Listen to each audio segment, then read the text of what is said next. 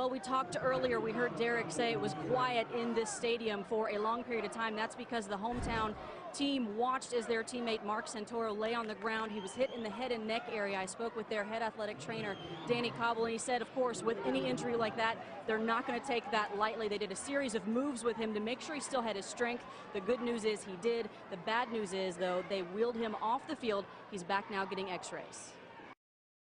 Well, Moose mentioned it. Coach showed up unexpectedly to surprise his team yesterday. I spoke with him on the phone just moments ago, and he told me, listen, it was important for him to do that. He shook everyone's hand, and of course, everyone grew emotional. He also asked me to deliver a message to everyone that's been thinking of him and praying for him, especially for their prayers. He is grateful. He says it's been overwhelming. He also told me he is going to be watching the game comfortably from home, and he will see something on the back of his players' helmets. That is a D in representation of their head man. Guys. Okay, thank you so much, Stacy. And sidelines.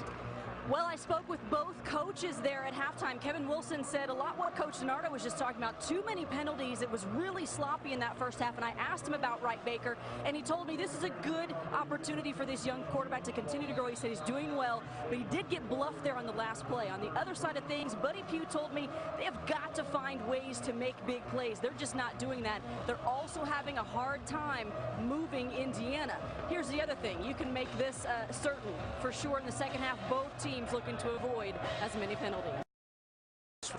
Hey guys, thank you so much. Hey Coach, glad to have you out of the studio. You know, for the third consecutive week, the South Carolina State Bulldogs are trying to win on the road. After last week's win over conference foe Bethune, Coach Buddy Pugh said it was exhilarating. So coming in here to IU 1-1 is a big deal for this team. A couple other big deals for this team come in the form of a pair of former BCS players. You have seniors Dominique Ellis from NC State, the transfer, and also the transfer Christian Thompson from Auburn. These two guys combined for 19 tackles and 4 interceptions at key times to get that victory. Expect those guys to be forces on the field today. I spoke with both head coaches going into halftime, and for Virginia, I was told that his team, you know what, they have got to concentrate more on throwing the ball down the field more. That's what Coach London told me. He said he was pretty much happy with their defense.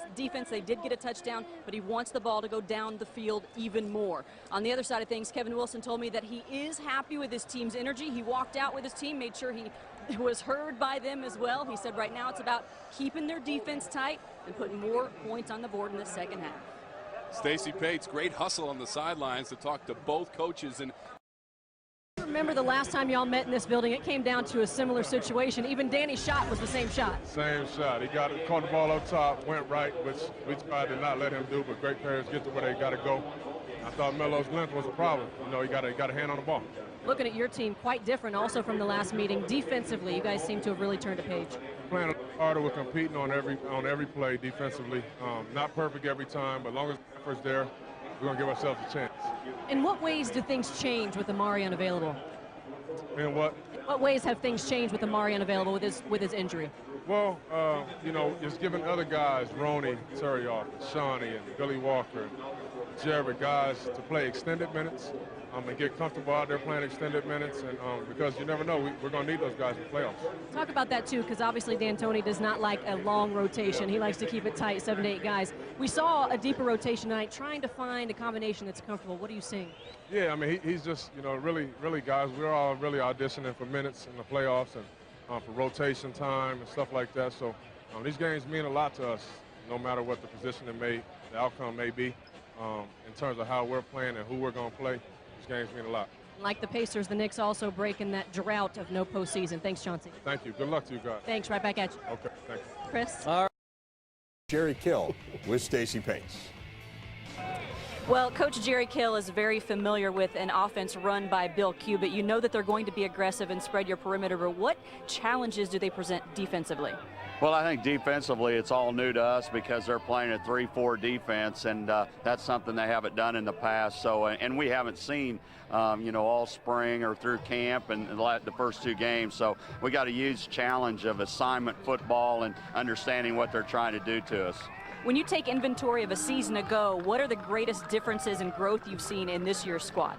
Well, I think, more so than anything, I think is a trust factor that we're going to be here and our coaches are going to be here. I think there's been so much turnover. I think there was a little bit of lack of trust, but they've been under the same system for a year, and we have a lot of room to improve, but I think they understand a little more. We've seen steady improvement in Marquise Gray's game. He's more comfortable throwing the ball. How do you get him going early? Well, I think we got to do a good job, with our play selection and what he does well, and take what the defense gives us. But we definitely need to get a good start with him. Well, we're looking forward to today's game. Thanks, Coach. Thank you. And our third member of our team is Stacy Paetz. Stacy, welcome to the telecast. Wayne, thank you so much. Glad to be here. It's going to be a beautiful day of college football. When you think about head coaches in the college ranks, of course you mentioned these gentlemen share common experiences, but what's rare is the spoken admiration and respect they have for each other. We all know the story of Jerry Kill last fall suffering from seizures.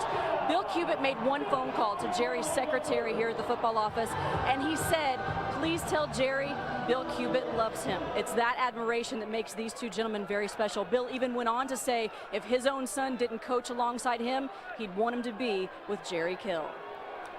Thank you very much, Stacy. Before we go green, let's head downstairs to Stacy Paetz.